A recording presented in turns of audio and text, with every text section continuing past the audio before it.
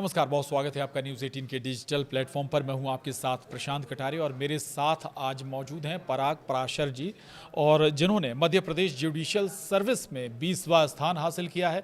आज उनसे समझेंगे कि आखिर कैसे उन्होंने ये एग्ज़ाम क्लियर किया, क्या प्रिपरेशन की, क्या उनका एम था, कैसे इस दिशा में उन्होंने कदम बढ़ाया, उससे पहले क्या कोई और एम था, इस दिशा में उनका इंटरेस्ट आखिर कहाँ से जगा, फैमिली बैकग्राउंड क्या है, क्या एक आम व्यक्ति भी कोई जुडिशियल सर्विस में जाकर तैयारी कर सकता है, और अगर कर सकता है तो उसके लिए किन बातों का ध्यान रखना चाहिए। ऐसे तमाम पहलुओं पर हम बात करेंगे। पराग जी, बहुत स्वागत है आपका न्यूज़ 18 पर। जी पराग जी, सबसे पहले तो शुरुआत यहीं से करेंगे कि इंटरेस्ट कहाँ से आया। जुडिशियल सर्विस वाकई एक स्ट्रीम से हटकर डिफरेंट टाइप की सर्विस है, जिसमें कह सकते हैं कि उतना ग्लैमर नहीं है, लेकिन जिम्मेदारियाँ बहुत हैं, वाकई जिम्मेदारियाँ बहुत हैं। इस दिशा में कैसे आपका इंटरेस्ट आया? सर, इसकी शुरुआत जी हुई थी जब मैं एलएलबी में मैंने एडमिशन लिया था। और जब मैंने डीयू में एडमिशन लिया तो वहाँ पे मैंने ये देखा कि एक बड़ा कॉलेज किस तरीके का रोल प्ले करता है, जी और एक्सपोजर बहुत था। वहाँ पे मैंने देखा कि लोगों के सपने बड़े हैं। मैं एक बहुत छोटे शहर से दनकौर से आया हूँ। मेरे यहाँ पर अभी तक कोई ना जज था, ना आईएएस आईपीएस था, कोई गाइडेंस नहीं थी उसको लेके। और मेरी फैमिली में भले ही टीचर रहे हैं, मेरे मदर खुद टीचर हैं, गवर्नमेंट टीचर हैं, पापा भी टीचर हैं, मेरे ब्रदर भी गवर्नमेंट सर्विसेज में ही हैं, तो रुझान वहाँ से गवर्नमेंट सर्विस की तब तो था ही। और उसमें भी मुझे एक चीज़ दिखी कि बेटर ये है कि अगर मैं कोई एक ऐसा पद पाऊँ जिससे कि मैं अपनी अगली जनरेशन्स को या फिर खुद को बहुत ज़्यादा मोटिवेट कर सकूँ, और जो अभी भी जनरेशन है उनको एक इंस्पिरेशन दे सकूँ कि एक छोटे शहर से आया हुआ लड़का जो कि अपनी सिर्फ मेहनत से चीज़ें पा सकता है विदाउट एनी सपोर्ट। जहाँ पे कि मेरे फैमिली में कोई भी फर्स्ट जनरेशन लॉयर ही हूँ मैं, और कोई भी लॉयर नहीं है मेरे अलावा। तो वहाँ से मुझे बहुत ज़्यादा मोटिवेशन आई कि मैं कुछ ऐसा कर सकता हूँ जिससे कि आगे की जनरेशन मेरे से इंस्पायर हो। वाकई आप इंस्पायर्ड भी हैं, मोटिवेशन भी दे रहे हैं अपने पूरे एक बड़े बेल्ट को, बड़े क्षेत्र को अगर कहें। पराग जी, तो गलत नहीं होगा। आपने कहा आपने लॉ में एडमिशन लिया, तो हमेशा से क्या लॉ ही पढ़ना चाहते थे आपने, या लॉ ही पढ़ा, या कोई उससे पहले कोई और दूसरा सब्जेक्ट भी चूज़ किया था? जी, मैंने 11th और 12th में जी कॉमर्स लिया था। वहाँ से मैंने अपने दोस्तों के साथ में, बिकॉज़ गाइडेंस नहीं थी, तो मैंने जी दोस्तों के साथ ही सीए करना स्टार्ट कर दिया था, बिकॉज़ वही मैं जानता था, उसके अलावा कुछ और नहीं जानता था। तो जब मैंने वो स्टार्ट किया तो मेरा पहला जो एग्ज़ाम था वो तुरंत ही निकल गया था, जैसे सीए सीपीटी कहते हैं। जी एंड देन आईपीसीसी जो सेकंड पड़ाव था वो भी मैंने दिया। उसमें मेरी परफॉर्मेंस अच्छी रही, लेकिन इवेंचुअली लक नहीं था या किस्मत नहीं थी, जिसके चलते हो सकता है मैं जज ही बनना चाह रहा हूँ। तो वो वहाँ पे एक सब्जेक्ट हुआ करता था उसमें सीए में, लॉ का सब्जेक्ट, जी जो कि बहुत ज़्यादा इंटरेस्टिंग था, जिसमें मेरे मार्क्स भी बहुत अच्छे आया करते थे। ओवरऑल क्लियर नहीं कर पा रहा था, तो मुझे लगा कि अगर मैं इसको छोड़ता हूँ तो मैं कहीं ना कहीं लॉ में कुछ करना चाहूँगा। जी और मेरे कज़िन ने भी मुझे बताया कि आप ग्रेजुएशन के बाद भी 3 साल का लॉ कर सकते हो बड़े अच्छे यूनिवर्सिटी से, जो कि आपकी BHU DU है। तो मेरा DU में एडमिशन हो गया था, तो वहाँ से मैंने अपना ये तैयारी स्टार्ट करी। जी, यानी डेस्टिनी आपको यहीं ले जाना चाहती थी और आपको यहाँ पर लेकर आई। दूसरा ये ज़रूर बताइएगा कि इसकी प्रिपरेशन के लिए क्या लॉ ग्रेजुएट होना ज़रूरी है, लॉ की पढ़ाई करना ज़रूरी है? जी, इसका जो एसेंशियल रिक्वायरमेंट है हाँ वो एलएलबी है। जी और अगर आपने वो नहीं कर रखा है तो आप इसके लिए एलिजिबल ही नहीं होते। That is the first qualification. And as well as you need to be required to be as an advocate registered with the bar council of the respected state. जी तो वो भी ज़रूरत है। बिल्कुल। अच्छा, 2-3 तरह के मामले होते हैं। एक सिविल मामला अलग होता है, आपराधिक मामला अलग होता है। रुचि किस में है, या फिर जब आपने एलएलबी किया होगा तब भी इनको डिफरेंशिएट करके आपने स्टडी भी की होगी, और क्या इनके तौर पर जब आप जज के तौर पर जाएंगे तब भी ऐसे अपॉइंटमेंट होते हैं, अलग अलग सिविल जज, और जो मामले अलग अलग होते हैं? जी, तो अगर मैं बात करूं कि सिविल साइड है और एक क्रिमिनल साइड है, लेकिन शुरुआत से हम बचपन से जो अखबार पढ़ते आ रहे हैं तो उसमें हमारे जो आंखों के खींचते थे वो मामले क्रिमिनल वाले ही हुआ करते थे। हाँ मर्डर हो गया या फिर सारी चीज़ें हो गई, तो उससे हम कहीं ना कहीं हम उसके बारे में जानकारी रखते थे, तो वो बहुत इंटरेस्टिंग थे। तो शुरुआत से ही लगता था कि हम आईपीसी की धारा 302 हो गई, ये सब हम पढ़ते थे, तो लगता था कि ये बहुत ज़्यादा इंटरेस्टिंग है। लेकिन जैसे ही मैंने अपना कदम इसमें रखा एलएलबी में और धीरे धीरे मैंने पढ़ना स्टार्ट किया, तो मुझे लगा कि सिविल साइड जो है वो वैसे अनएक्सप्लोर्ड है, लेकिन उसमें इंटरेस्टिंग चीज़ें हो सकती हैं, जैसे कि आपके प्रॉपर्टीज डिस्प्यूट हो गए, जो पर्सनल चीज़ें होती हैं जैसे फैमिली से रिलेटेड अफेयर्स हो गए, तो उसमें आपके तो मेरा इंटरेस्ट बहुत हुआ, तो मैं क्रिमिनल से ज़्यादा कहीं ना कहीं सिविल को ही प्रेफर करता हूँ। साथ में ये जो पोस्ट है वो सिविल जज जूनियर डिवीज़न की ही पोस्ट है। जी। लेकिन एडिशनली क्योंकि जजेस कम होते हैं या फिर काम बहुत होता है, the pendency is really high, तो उसमें आपको मजिस्ट्रेट का काम भी दे दिया जाता है, तो एडिशनल रिस्पॉन्सिबिलिटी जुडिशियल मजिस्ट्रेट की भी दे दी जाती है। बिल्कुल। आपने कानून की पढ़ाई भी की है, अब जज भी आप बनने जा रहे हैं जुडिशरी सर्विस के ज़रिए। थोड़ा सा ये ज़रूर समझाइएगा, जो साइबर अपराध है उस मामले में जो कानून है, क्या वो पर्याप्त हैं? क्या वाकई न्याय दिलाने में सक्षम है, या अपराधी तक पहुंचने में या उसे सज़ा दिलाने में सक्षम है क्या? जी, जो साइबर क्राइम्स हैं वो लगातार बढ़ रहे हैं, बिल्कुल, क्योंकि उसके लिए एक एक्ट आता है, आईटी एक्ट 2000, जो इन्फॉर्मेशन टेक्नोलॉजी एक्ट भी बोलते हैं, जिसको 2000 में ही जैसे ही कंप्यूटर की चीज़ें आने लगी थी तभी से उसको लागू कर दिया गया था। उसमें बहुत सारे चेंजेस आए हैं, उसमें बहुत सारे ऑफेंसेस हैं, जैसे 66 है, 66A से लेकर 66E तक हैं, जिसमें कि आपको प्रिवेसी के भी हैं, या फिर अगर हम बात करें जो ऑनलाइन स्टॉकिंग होती है, अभी एक नया ऑफेंस आया डीप फेक का। हाँ, तो वो with the introduction of AI we can see the several offences are there, but धीरे धीरे गवर्नमेंट अलग अलग रूल्स बना के उसको कंट्रोल करने की कोशिश कर रही है, क्योंकि इसका जो डेवलपमेंट है वो बहुत तेज़ी से हो रहा है, तो उसको कंट्रोल कर पाना भी बहुत थोड़ा सा मुश्किल हो जाता है। बट मैं ये कहना चाहूँगा कि इसमें मेनली इन्वेस्टिगेशन जो एजेंसीज़ हैं उसमें हमें काम करने की ज़रूरत है, जिससे कि कुछ और अच्छे लोग जो एथिकल हैकिंग करते हैं या फिर और IT की तरफ से लोग जो लॉ करें और उसको अप्रोच करें, तो हो सकता है इसमें ज़्यादा इफेक्टिव तरीके से हम उसमें नया कर पाएँ। बिल्कुल, ये एक अच्छी बात आपने की, लेकिन साइबर अपराध में भी लगातार बदलाव हो रहा है, या कहीं तरीके लगातार बदल रहे हैं, तो उस हिसाब से हमें समय समय पर चेंजेस भी करने पड़ेंगे, लॉज में भी बदलाव करने पड़ेंगे, ताकि वाकई उनकी रोकथाम हो सके। हाँ सर, बदलाव हो भी रहे हैं, मुझे ऐसा लगता है कि बदलाव हो रहे हैं, बट क्योंकि ये भी हमारे लिए भी नया है, सरकार के लिए भी नया है, और जो लोग कर रहे हैं वो इसमें आसानी से लूप होल ढूंढ पाते हैं। तो जैसे जैसे चीज़ें होती जाएंगी, जैसे कि हमने और चीज़ों को कवर कर लिया है, तो हमें लगता है कि यहाँ पे भी कवर कर पाएंगे। तो लॉज धीरे धीरे आ भी रहे हैं, और मुझे लगता है सरकार उसके लिए पर्याप्त एक्शन अपना ले रही है। जी बिल्कुल। एक और महत्वपूर्ण मसला है जो हमेशा उठता है, कहते हैं कि बहुत सारे मामले, सैकड़ों नहीं लाखों मामले पेंडिंग होते हैं कोर्ट्स में। इनका क्या सॉल्यूशन हो सकता है आपके नज़रिए से? ये आपका थॉट हो सकता है इसमें कि क्या हो सकता है, कैसे निपटारा हो सकता है? दूसरा, हालांकि एक समस्या तो हमेशा रही है, कहते हैं, मतलब ये एक बात आती है कि भाई जजेस की कमी है लोगों, क्या वाकई ये भी एक कमी है, और क्या कोई दूसरा सॉल्यूशन भी आपको नज़र आता है? हाँ जी, अगर मैं बात करूँ 2006-2012 के आसपास की बात जो हो रही थी, वहाँ पे वैकेंसीज़ कम आया करती थी, और वैकेंसीज़ कम आती थी तो जजेस की जो वैकेंसीज़ हैं वो फुलफ़िल नहीं हो पाती थी। तो लेकिन अब वो जो सिचुएशन है वो चेंज हो चुकी है। मैं 2015 जब से मैं तैयारी कर रहा हूँ, 2020 से तैयारी कर रहा हूँ, तो तब से वैकेंसीज़ रेगुलरली आ रहे हैं, और that is why I was able to give several exams as well. तो वहाँ पे जब वैकेंसीज ज़्यादा आ रही हैं तो आपकी फुलफिलमेंट भी अच्छे से हो पा रही है, तो कोशिश उनकी तरफ से जारी है। लेकिन क्या होता है कि जब एग्ज़ाम कराते हो, एग्ज़ाम स्टेट लेवल का होता है, तो उसमें कुछ खामियां हो जाती हैं, कुछ प्रॉब्लम्स आ जाती हैं, जिसके ऊपर फिर रिट पिटिशंस लग जाती हैं, तो उसमें देरी हो जाती है। तो उस पर कंट्रोल थोड़ा सा हाई कोर्ट का भी, even as the state government का भी कम हो जाता है।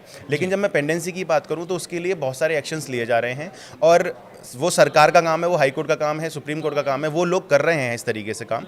लेकिन जब मैं अपनी इंडिविजुअल रिस्पॉन्सिबिलिटी की बात करूं जो मुझे अब मिलने वाली है, तो मैं अपनी तरफ से जितना कर सकता हूं, जैसे कि मुझे समय पे पहुंचना, मैं छुट्टी ना लूं, जितने अच्छे से मैं मेहनत कर सकूं, मुझे 12 घंटे 14 घंटे पढ़ना पड़े, लेकिन फाइल के लिए रेडी रहूं, जितना मैं अपने जो वकील लोग आएंगे उनके साथ करके, और फाइनली मीडिएशन की तरफ मैं रुक लूँ, तो जिससे कि पेंडेंसी ख़त्म हो सके। तो मैं अपनी तरफ से पूरी कोशिश करूँगा, और दूसरे मामलों में सरकार अपना काम कर ही रही है। बिल्कुल, डेफिनेटली। अब एक बहुत महत्वपूर्ण मसला इस पर आते हैं, और मुझे लगता है कि हमारे दर्शकों का भी इंटरेस्ट होगा।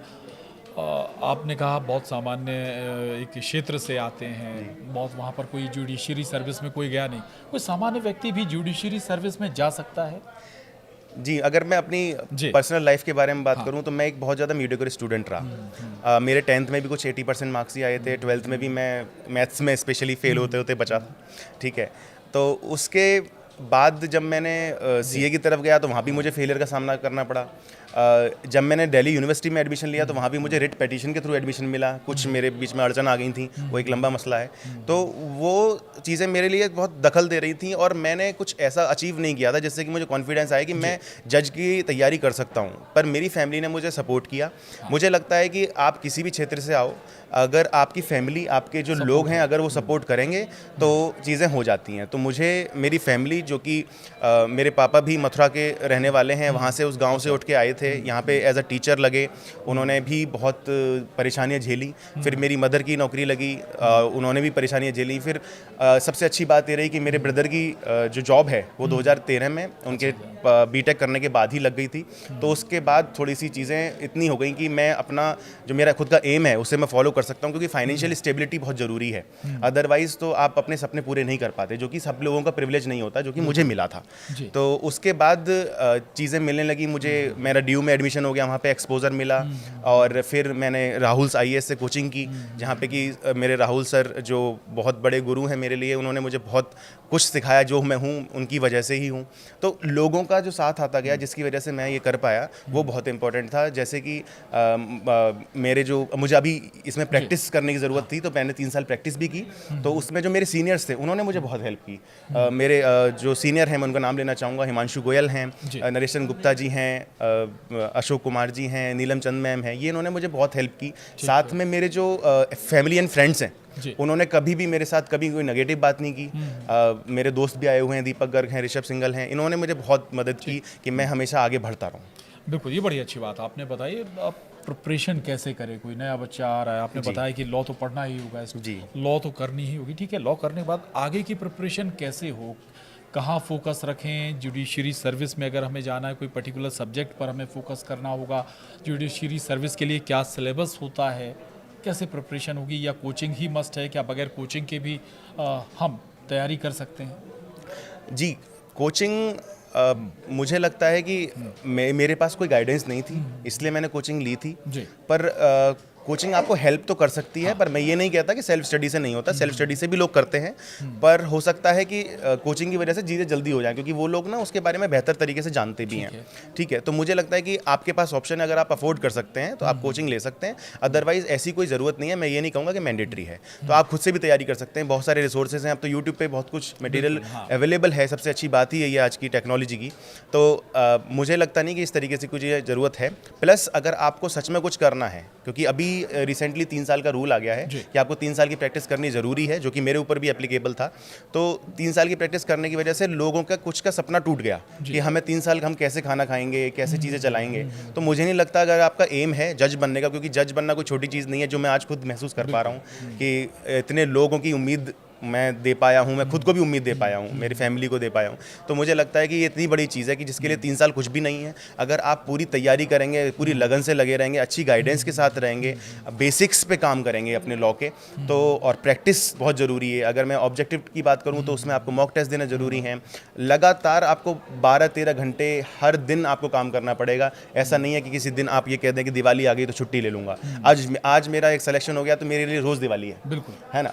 तो मैंने कोई दिवालियाँ इस तरीके से नहीं मनाई। मुझे लगा था कि जिस दिन मेरा सिलेक्शन हो जाएगा वो दिवाली हो जाएगी। तो मैंने बहुत मेहनत की, और आप मेहनत करेंगे तो मुझे नहीं लगता कि वो 3 साल आपके लिए कुछ है भी, और जब जज बन जाएंगे तो सारी चीज़ें आपकी सेटल हो जाएंगी। 3 साल प्रैक्टिस भी करनी है। अच्छा, ठीक है। अब एग्जाम कौन कौन से होंगे, क्या क्वेश्चनेयर होते हैं, किस तरह के क्वेश्चंस आते हैं, थोड़ा इस पर भी रोशनी डालें। जी, इसमें 3 स्टेजेस होती हैं, हर स्टेट के अपने अपने एग्जाम्स होते हैं। जैसे अगर हिंदी स्पीकिंग स्टेट्स की बात करूँ तो 9 स्टेट्स जो हिंदी में ही काम करते हैं, तो वहाँ पे आप जो अगर हिंदी स्पीकिंग है तो आप एग्जाम दे सकते हैं। अदरवाइज आपको अपनी इंडिविजुअल लैंग्वेज वहाँ की जाननी पड़ेगी। ठीक है। साथ में अगर हर स्टेट आपने हिंदी मीडियम में दिया, इंग्लिश मीडियम में? जी, मैंने खुद इंग्लिश मीडियम में दिया था, लेकिन हिंदी मीडियम में दे सकते हैं?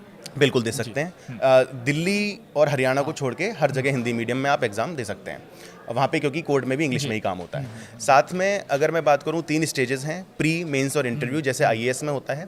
प्री में आपके ऑब्जेक्टिव आता है, उसमें आपकी मिनिमम कट ऑफ भी होती है, साथ में अगर बच्चों के हिसाब से वो कट ऑफ फिर बढ़ाई जाती है, देखी जाती है।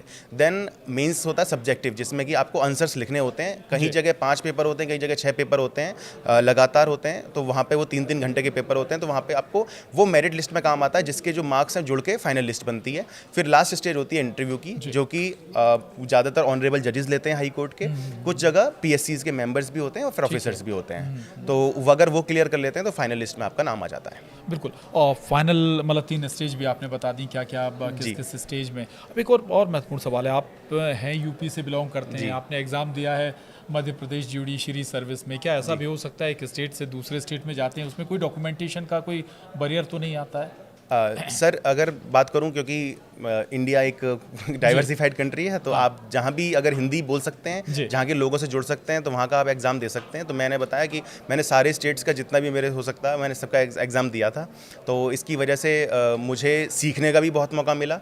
और आज फाइनली, क्योंकि वो मेरे लिए एक तरीके से मॉक इंटरव्यू का मॉक टेस्ट का ही काम कर रहे थे कि वहाँ मैं फेल हुआ, मैंने कुछ सीखा और फिर आगे बढ़ा।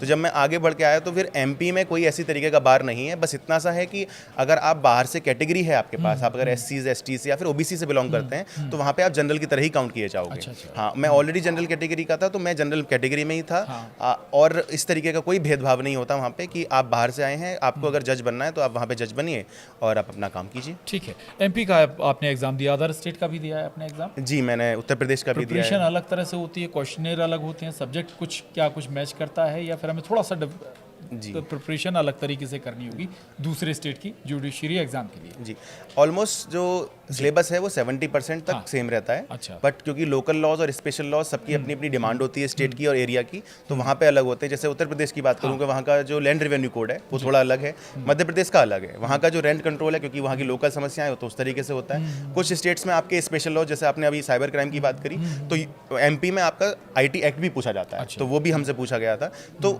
वो आपको खुद से देखना पड़ेगा कि आप एडिशनली करना चाहते हो नहीं करना चाहते हो। कुछ लोग कुछ स्टेट को चुन लेते हैं कि मुझे यही स्टेट देने हैं क्योंकि ये सिमिलर हैं, लेकिन मैंने ज़्यादातर सबको दिया और मुझे लगता है कि वो मेरे काम भी आया। तो यही। तो आशा करते हैं हमारे दर्शकों को बहुत सारी इन्फॉर्मेशन भी पराग जी की तरफ से मिली होंगी, उन्होंने कैसे प्रिपरेशन की। आप भी इस जानकारी का लाभ उठा सकते हैं, इनके अनुभव का लाभ उठा सकते हैं, इनकी तैयारियों का भी आप लाभ उठा सकते हैं। तो पराग जी, हमारी तरफ से आपको बहुत बहुत शुभकामनाएं नए करियर के लिए, नए भविष्य के लिए। जी, बहुत बहुत धन्यवाद। नमस्कार।